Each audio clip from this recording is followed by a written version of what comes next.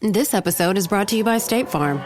From your morning podcast to your afternoon playlist, State Farm knows you personalize your entire day, and that's why State Farm helps you personalize your insurance with the State Farm Personal Price Plan. It offers coverage options that help protect what you care about most at an affordable price just for you. Like a good neighbor, State Farm is there. Prices vary by state. Options selected by customer. Availability and eligibility may vary.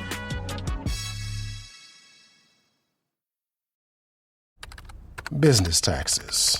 Was stressing about all the time and all the money you spent on your taxes.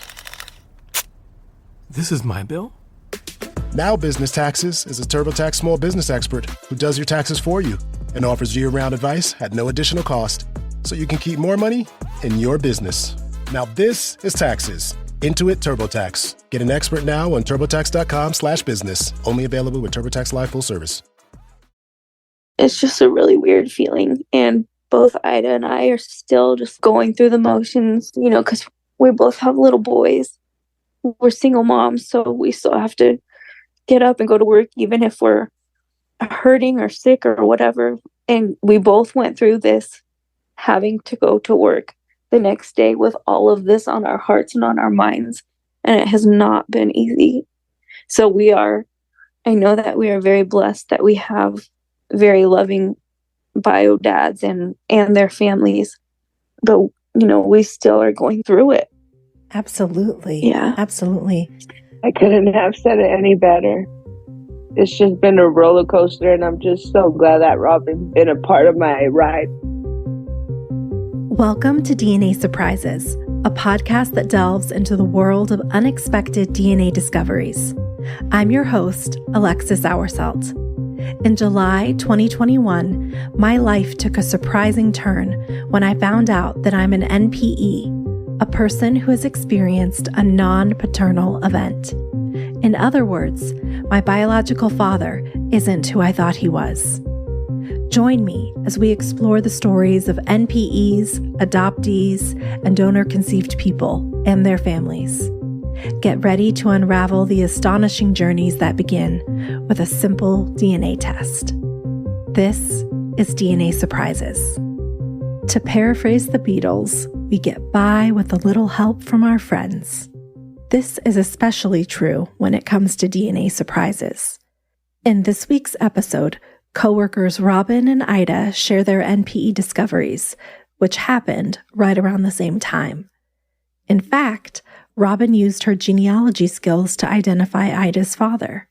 They reflect on their personal journeys and how they've supported each other as they navigate their emotions. While every journey is unique, Ida and Robyn share many similarities. Their biological fathers have accepted both with open arms, and both Ida and Robyn have understanding and empathy for their mothers. Thank you to both Robyn and Ida for sharing your stories. I'm Robyn. I am 36 years old, and I am in Reno, Nevada. My name is Ida. I'm 34 years old, and I am in Reno, Nevada.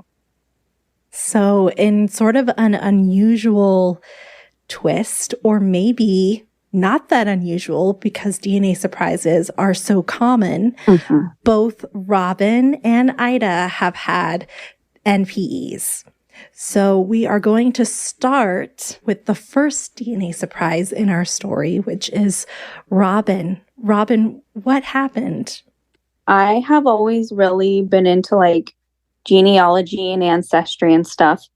And it was my birth certificate's dad, his dad, my grandpa. He is the one who got me really into it. He made me an ancestry account so long ago. I had actually done the ancestry DNA test a couple years ago, and I remember he wasn't on there. My grandpa wasn't on there. And I really didn't think that much into it at the time. I was just okay, maybe I need to retest. And I asked him about it. And he said, yeah, I'm on there. We should match. So you probably do need to retest. And then time went on. And I kind of skipped a part. So I have a sister. We've grown up thinking, we're full-blooded sisters. And our dad is Hispanic. So you can tell a tiny bit with Rachel, but not so much with me. as I'm blonde and very pale. So the few years passed. My grandpa ended up passing away in 2021. And that Christmas, I was like, okay, I'm going to get my sister a DNA test and see like if our grandpa shows up on hers or if hers shows like any ancestry from Mexico or anything like that.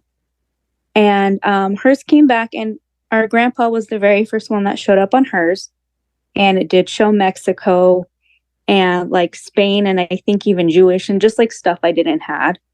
So that's kind of like where it got like really weird. So when you got those initial results and you didn't match with your grandfather, did you recognize any names on the paternal side, or were you matching with a bunch of people that you were wondering, who is this? Well, because it was so long ago, I don't think I looked for anybody else. Like, no, there's one cousin named Jeremy on there who would have been from the Hispanic side as well, from grandpa's side. And he also wasn't on there. So I really didn't look at it much after that because I thought that there was something wrong with it. Okay, which is common. A lot of people are like, oh, there must be some error in the test. Yeah. Okay. So you discover that your sister is your half-sister. She matches with your grandfather and you do not. Yes. What happens next? So I actually called Ancestry and I asked them, I was like, my grandpa is showing up for my sister, but he's not showing up for me. It's showing she has Mexico, but, it's not showing up on mine. Like, we don't understand. We have the same dad. And the lady was like, well, from what I see here, you guys only have 26% shared DNA. So that actually means that you're half sisters. And she's like, I'm so sorry. We've gotten some other phone calls like this. I'm going to send you some references to some groups. And I remember I just kept laughing because I kept thinking this lady's so crazy. There's no way this is true. Was there any part of you that was like, maybe this is real? How were you feeling? Not at that particular moment. I just started to feel kind of panicky in a way, but I was in denial, I guess. I just couldn't fathom that it was true. So I just, when I was talking to the lady, I just kept laughing and she's like, you're taking this so well. I was like, she's so crazy. There's no way. Oh my gosh. Yeah. Okay. So then do you talk to your mom? Yes. I got together that night with my mom and my sister. And my sister was making jokes to my mom about her having too much fun when she was in her Navy camp or Navy school. And my mom was like, I just don't understand. It was only your dad. That was the only one I was with. And then when my sister said that about her being in Navy school, she kind of got really quiet and was remembering something. And she was thinking far back. And she ended up leaving shortly after that. And the next day she called me or texted me and told me to meet her for lunch. And I was like, yep, she definitely remembered something. So I met her for lunch. And I was telling her, I think I need to retest. I'm going to have to pay, but I'm going to redo it. And she's like, no, there was somebody else. I don't want you to hate me because it never crossed my mind that you didn't belong to your dad. And immediately I was like, is he blonde? And she started crying. She's like, yes. And I was like, oh my God.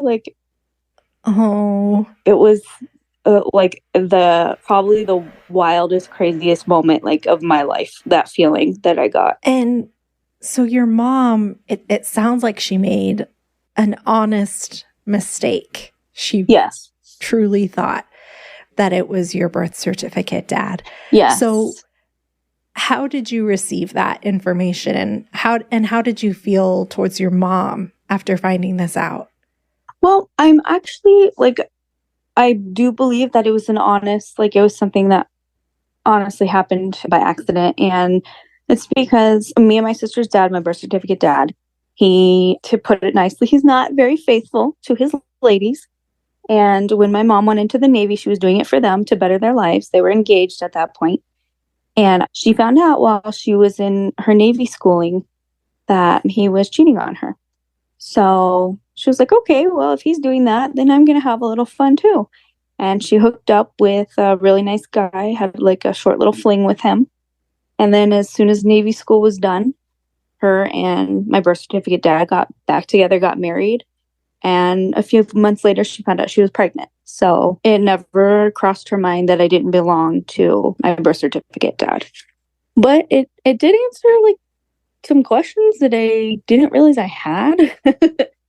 But yeah, that you look different from your sister. And yeah. Okay. So now, are your parents, your birth certificate dad and mom, still together? Oh, no. They got divorced shortly after my sister was born. And he remarried and had 2 boys with his second wife. And my mom has also remarried, and she has 2 stepsons with my stepdad. All right. So you take this information. It sounds like you have quite a bit of understanding and compassion for your mom. I do. How are you feeling, though, after now you have the truth? You know what happened and that the man who raised you is not your biological father. It was actually really hard. Me and my sister's relationship with our dad was a little bit difficult because they divorced when we were really young. And like I said, he remarried and had 2 more sons. He ended up going in the army, and they lived across the other side of the country. So we didn't see him very much. So we kind of had some issues growing up, in regards to like abandonment issues and such, from not being around him very often. So I had already in my adulthood done a bit of therapy to like deal with having more of an absent father. When I found that out, I kept thinking like I'm doing all this therapy and stuff and trying to heal from a childhood with a dad who I'm not even related to. That's heavy. Yeah. That's really heavy. Did your mother give you a name of who your biological father was? Yes. She remembered, and I looked him up on Facebook right away, and it blew my mind. It was like when I saw his picture, like his eyes, it was like looking at my eyes, like on someone else. And it was the weirdest, like the next few days after that were like the most uncomfortable, just weirdest days. Like my head was like in the clouds and I could not focus on anything. I couldn't sleep. I kept thinking about my birth certificate dad, and like in a way it felt like he had died.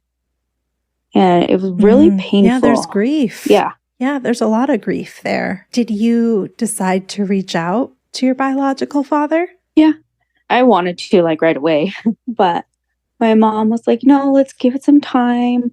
So I think it was maybe like 2 weeks later, we wrote him letters. I was just going to message him on Facebook, but she wanted to write him some nice letters and explain everything. So she wrote him, and then I wrote him and sent him a picture of me and my sons. I have 2 little boys. And he called us back. I think a couple weeks went by, but he didn't get it right away. But he called my mom first, and he was actually very excited and very happy. And then after he talked to her, he called me, and he was very, I guess, pleasantly surprised because he is over the moon for me and the boys. Oh, wow.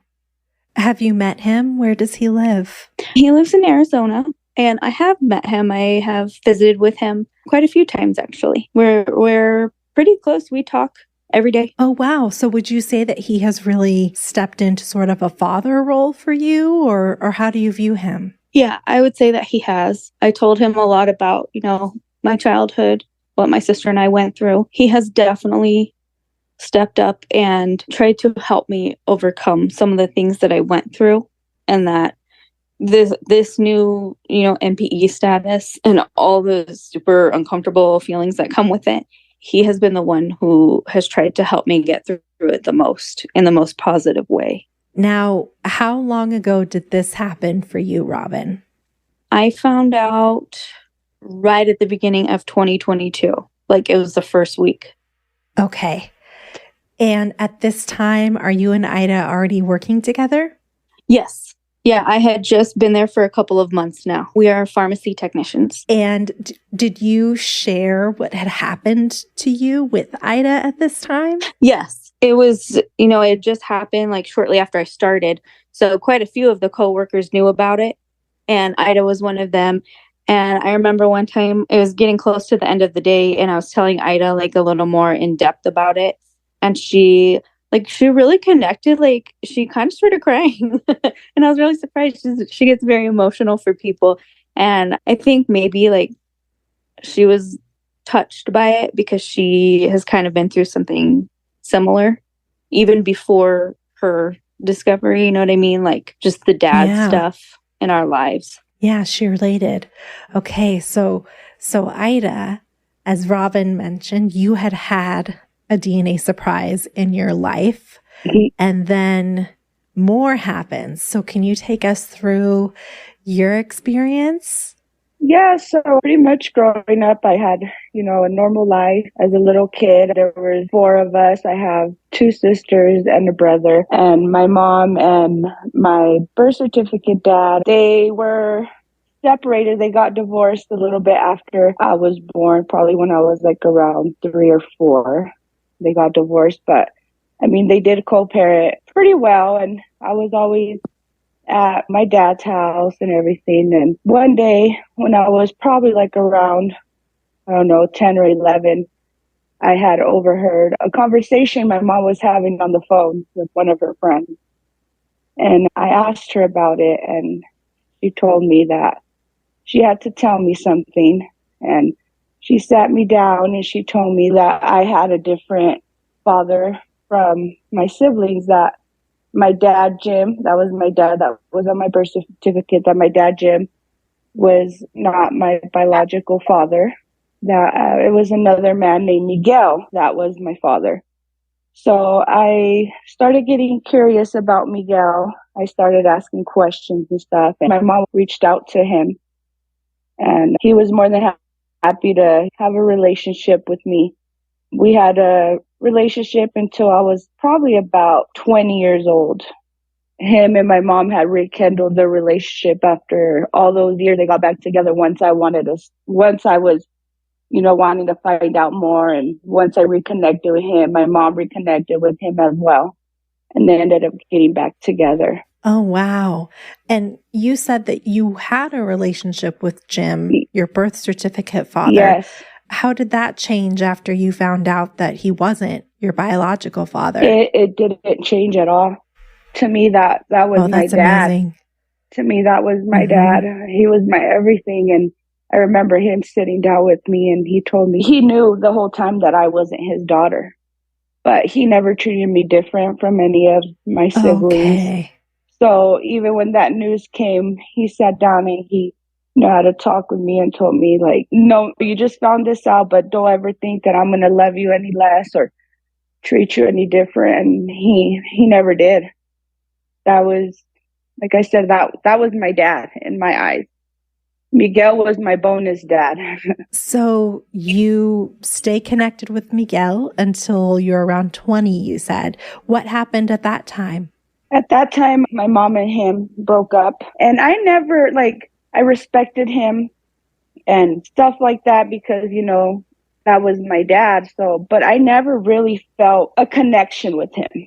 So when him and my mom broke up, me and him kind of sort of lost connection. We would talk every once in a while, but hardly ever. My dad, Jim, passed away when I was 18. Oh, I'm so sorry. Yeah, so he passed away. So then after that, I just really didn't have that dad figure in my life. And then I had my son in 2018. And probably like a year later, when he was probably like a year old, I did the ancestry test on him because I wanted to see what he was from his dad's side. It came up that Zane was 23% Italian. And that just kind of was like a red flag to me because Zane's father is African American and I'm supposedly full Mexican. So I was like, what's going on? So I asked my mom, and I had told my mom, I was like, Mom, are you sure that my dad, Miguel, is my dad? Because my dad, Jim, he was Italian. So when I saw that on Zane's ancestry test, that Zane was Italian, which Zane is my son, I was like, maybe all along I was my dad, Jim's daughter. Okay. So I was like, yeah, well, that makes sense. Yeah, it made sense to me. So I told my mom, and I asked her, I was like, Mom, I was like, are you sure that my dad, Jim, is not my dad? Because it's showing that Zane's Italian. I was like, and his dad's not Italian. And I was like, and Miguel's definitely not Italian. So where is this Italian coming from? And she's like, well, I don't know. Why don't you do the DNA test if you're in doubt, so you could, get that doubt out of your mind of who your dad is. And I just I left it alone. I never did it. At that point, were you kind of like choosing to believe maybe that Jim was your father after all? Or I believe so. Was it just a question mark? I believe so. Yeah. I think I just wanted him so bad to be my dad. Yeah, that makes sense. So I never took a test for myself. So one day I was at work. This was 2022. That I'm at work with one of my pharmacists, and I'm telling him about how Zane's ancestry came up, that he was Italian, and I didn't understand where the Italian came from. And he's like, oh man, he's like, now I'm vested in this. He's like, let me buy you a test. And I was like, no, they're so expensive. I don't want you to spend that money. He's like, no, let me buy you a test. So he gets online and buys me a test. And I take my test and I wait for my results. And sure enough, it showed that I was almost 50% Italian. So when I saw that, I was telling Robyn about like what was going on, because, she had told me her story. I knew that Robyn was going to be able to help me if anything was to happen where I did find out, that Miguel wasn't my dad or whatever. I didn't see any matches. I was like, so then my dad, Jim, is my dad. I remember calling Robyn and telling her, remember, Robyn? I called and I was so excited because I was like, guess what? I was like, I think my dad, Jim, is my dad. I was like, because it's showing that I'm Italian and not Mexican. And then I started looking at the matches and I was like, but none of these family is from my dad, Jim's family. I don't recognize anybody from my dad, Jim's side. So I told Robyn that, and Robyn was like, well, do you mind if I get on your ancestry and check it out? So she logged into my account and she started looking it up, and she's like, I don't think your dad, Jim, is your dad either. And Robyn's the one that did like all the research for me and put everything together for me. And that's when I just reached out to one of my matches on Ancestry and I messaged them. Okay. So Robyn, take me through what you did to find Ida's biological father. I got onto her Ancestry account, and the first thing that I looked at was her first cousins, like her immediate cousins. And I saw one who had a very unique Italian last name, and their last name I have never heard of before. So it was very easy for me to like research. I looked up this, I don't remember exactly if I just like went on Facebook or something, but her first cousin, I was able to research enough to find out who her dad was. So who would be Ida's uncle. And he had passed. So there was an obituary for him on the internet. And I saw on the obituary that he had 2 living brothers. And I was like, okay, so if this girl's showing up as her cousin, then one of these 2 brothers has to be her bio dad. So I did a little more research, like, a little more Googling and putting in names and stuff. And I found one of them, I found his wife's name. I looked her up on Facebook and saw a picture of her husband. And I sent it to Ida and I was like, oh my God, Ida, this guy looks like you. Like, we almost didn't even need to see the picture of the other brother.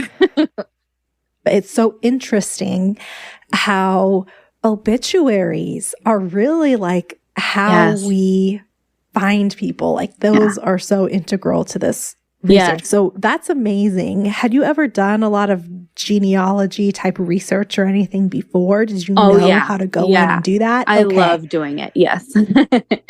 Had you solved any other mysteries before, or was this something like you mostly looked through your old family? I have actually. I helped my ex-husband and another friend of mine. She had known her whole life. She didn't know who her dad was. So with her ancestry results, I helped her pinpoint who her siblings were, and she actually just met them recently. Unfortunately, her dad passed. But yes, I do. I love to do it. It's like putting a puzzle together. I didn't know I would be doing my own puzzle one day, but yeah. So Ida, Robyn shows you this picture of who she thinks is your biological father. How do you feel when you see that? Oh my God. I was just tripping out. I was like, oh my gosh, Robyn, he looks just like me. I look just like him. Yeah. It was so crazy. I was like, no, I don't know. I just couldn't believe it, how much this man looked like, how much I looked like this man. I was in shock. It's so weird when you see your face on somebody else, on a stranger. Yeah. It's so weird. It was just really shocking. Were you happy to get an answer? Like, how did you feel? Because I know you were hoping for a while that it was Jim. Yeah. How are you feeling at this point? Me and Robert were just talking about it, and I don't feel like maybe I processed it. Like maybe I'm just going with the flow of things. So I wasn't able to get any answers or ask any questions to my mom because unfortunately she passed away in 2021. So just a year after I found out. Oh, I'm so sorry. Yeah. So yeah, like I said, I think it's more just of me like going with the flow of things, of how it's happening and stuff. But I was able to connect with him. Okay. Were you able to get any answers from him? Not really a lot. Like he just said basically that him and my mom, he met my mom at like a store and they hung out literally like a couple times. And then after that, he said that he never heard from my mom. But my mom at the time was with Miguel as well. So I'm thinking maybe that's why he never heard back from my mom again, because she was with Miguel at the time. Okay. And I know that you can't ask her this, but knowing what you know of your mom, do you think that she really believed Miguel was your father? Do you think she would have been surprised by this too? I think so. I think she deeply in her heart believed that Miguel was my dad. I think she really did. And she never thought anything of it because it was just a one-time thing, you know? What is your relationship like with your biological father now? It's pretty good. I've met him. I've been down because he lives in LA. That's where I'm originally from. I've been down there a few times to visit with him and stuff. And last year, we went on a family vacation with my siblings from his side and his wife and stuff. So it's been really good. It really has. He was really surprised, too. He said not in a million years he would ever thought that he had another daughter somewhere out there. And out of all his kids, I'm the one that looks exactly like him. Oh my gosh. So just like him. And how many siblings do you have now from that side? So I have 3 brothers that are younger than I am. And then I have a sister that's older than me. And have you connected with them? I've connected with my brothers, yes, but not with my sister. I have not met her. Okay. And Robyn, I don't think I asked you. Did you pick up any siblings? Yes, I have a younger half brother. He is about like 13 years younger than me, so it's quite a big age difference, but yeah, I do. And do you have a relationship with him as well? Kind of. Like when I go to Arizona and visit and I am with him, like we joke and have fun, and he's really funny. He's very smart. But otherwise, like we don't talk too much.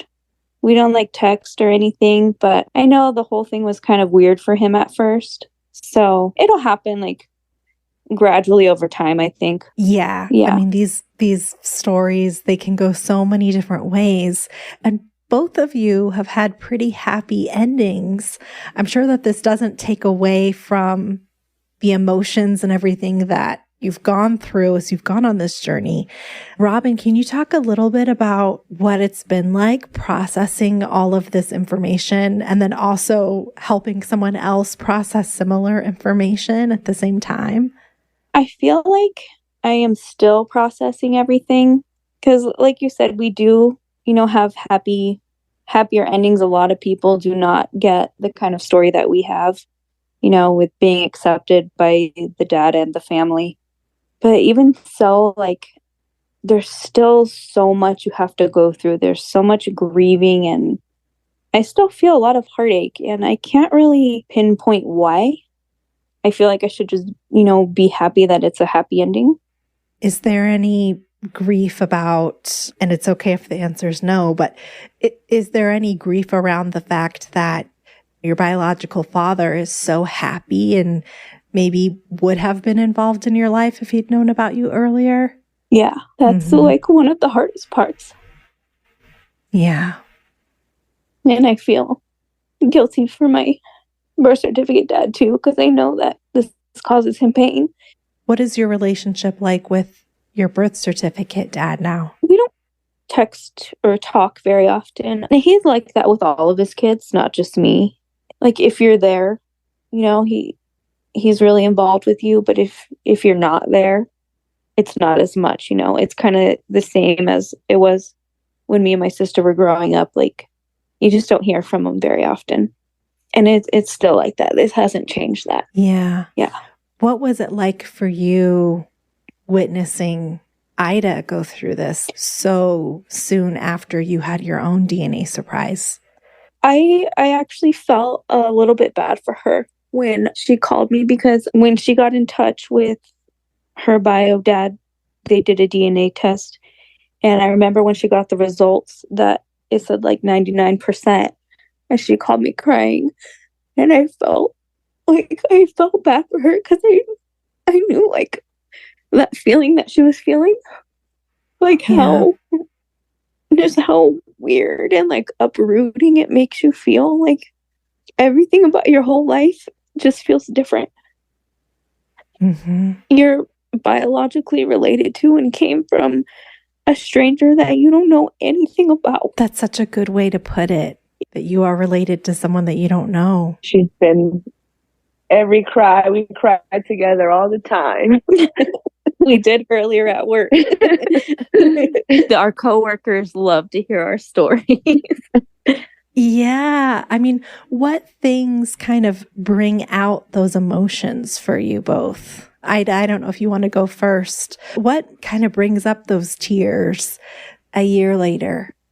Still, a lot of mine is to do because my mom's not here and she can't be a part of this with me, and I'm not able to ask the questions that I would feel more comfortable, asking my mom than somebody I just met. Yeah, that makes perfect sense.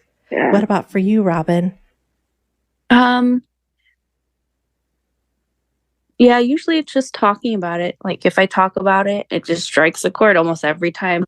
We hear a lot about how DNA surprises and NPEs are actually very common. I've seen numbers ranging from, 3 to 5% of the population have misattributed parentage.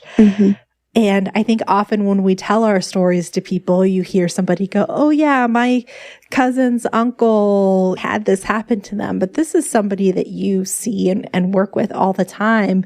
Were you both surprised to find somebody in close proximity that had such a similar journey to your own? Definitely. Yeah. I think we were both just really, when I started finding out more about it, we just, like, that is so crazy that it just happened. Like, what are the odds of us being coworkers and both happening almost exact same way, Robyn, can you talk through some of the things that have helped you navigate this discovery? I would say definitely talking out like my emotions when I'm feeling overwhelmed or anxious, talking about it. I call my biological dad a lot. It turns out we are wired very similarly. We both have the same like type of anxiety, and form of OCD. So that is one thing that has really helped me, actually, is because I was having trouble finding a good working medication for my anxiety. He kept telling me, try what I take. So I decided to try it. And that has been working the best for me.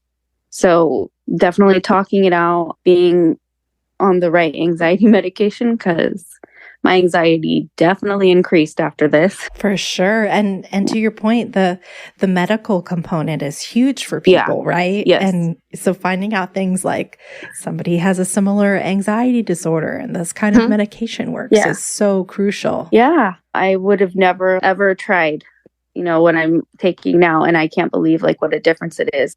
Medication, talking it out. I've had to get a lot of hugs and therapy. I've done quite a bit of therapy. And Ida, what about for you? Same thing, just talking about it and medication. Because I did have to get on some anxiety medication, and I was already having really bad depression and anxiety from my mom's passing. My mom's passing was very, very unexpected. I started going to therapy, but I never followed through. I just got to feel like when the right time is for me to go and do that. But medication has helped me, and just talking to different people about it. Take your plans out of the group chat and get long weekend ready in new Abercrombie. From day to night, pack new outfits for every part of your itinerary. Grabbing brunch? Throw on the A&F Mila dress. Then head to your dinner reservation in their new bubble hem mini dress. And yes, permission to overpack for pics with the girls. Abercrombie's best-selling Scarlet Squirt deserves a post in your feed. Your plans are worth it. Shop Abercrombie's new long weekend collection online or in store. This episode is brought to you by Indeed. When your computer breaks, you don't wait for it to magically start working again. You fix the problem. So why wait to hire the people your company desperately needs? Use Indeed sponsored jobs to hire top talent fast. And even better, you only pay for results. There's no need to wait. Speed up your hiring with a $75 sponsored job credit at Indeed.com/podcast. Terms and conditions apply. Ida, what's next for you on your journey? Just build that relationship with him. Try to see him as much as I can. It's kind of hard because my dad is older. He's 76, so it's kind of harder for him to travel and stuff. But just go out there and see him as much as I can. We just, like I said, we just got back from a family trip for Christmas. We all took a family trip together. So probably within the next couple of months, I'll be out there to see him. That's awesome. Yeah. Robyn, what about you? What's next? What's next is actually my boys and I are moving to Arizona with my bio dad. Okay, so that's going to be the end of an era. You two are not going to work together. I know. It makes me so sad.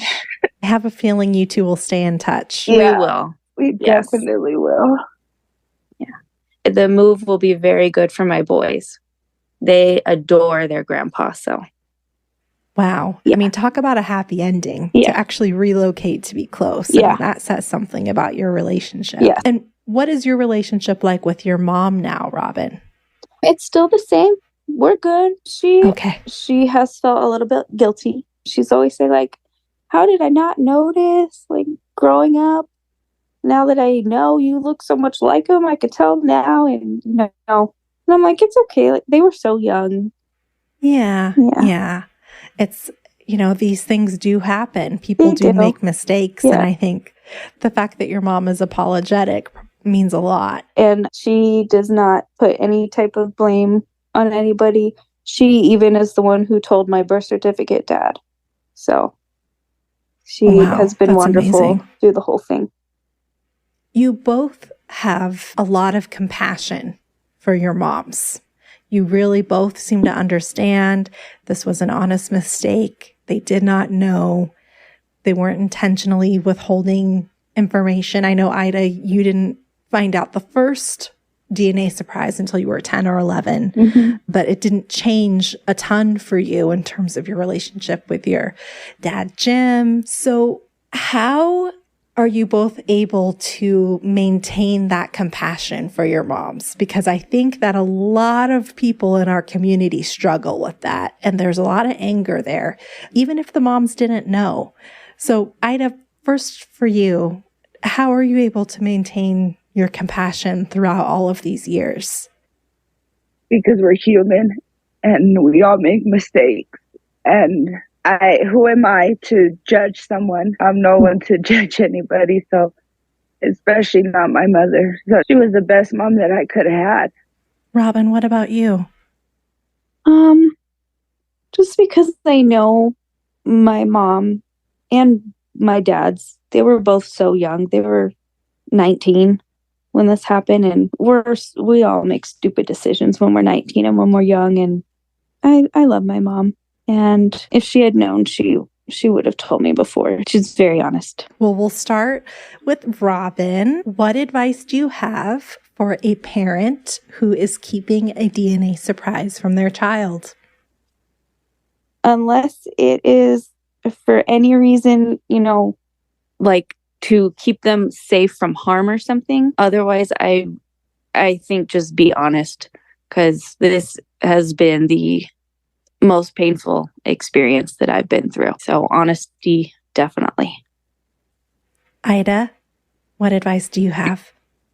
Yeah, just be honest. I mean, the longer you hold it, I feel probably the more damage is done. Mm-hmm. So just be honest. And Robyn, what advice do you have for someone who just uncovered a DNA surprise? To hang in there. Because I know, based on how I felt, it literally felt like the world was going to end. I didn't feel like I was ever going to feel like myself again. And never hold back your tears. Cry every time you feel like you have to. That's good advice. Crying releases a lot. Just let it all out. And Ida, what about you? Make sure that you know that your feelings are valid. Every single feeling that you have. Don't feel guilty for any kind of emotions that you're feeling. Express your feelings. Yeah, and try to be understanding of the situation as well. Because you never know what really the situation was or could have been. So try to just be understanding as well. Robyn, Ida, thank you so much for coming on the podcast and sharing your story. I can't say that I've heard another one like it in terms of two coworkers uncovering this massive discovery so close together while working together. I'm so happy for you that you both have each other for support. And I hope that you keep in touch even after you move away, Robyn. We definitely will. Yes, we will. She still has to visit her. She still has family out in Reno. Yes. And we're connected through this. We're soul sisters through this. Yes. Thanks again to Robyn and Ida for sharing your stories. If you have a DNA surprise that you'd like to share, please submit your story at dnasurprisespodcast.com. Until next time. This episode of DNA Surprises was hosted, produced, and edited by me, Alexis Auersalt. It was mixed and mastered by Josh Auersalt of Siren Recording Studios.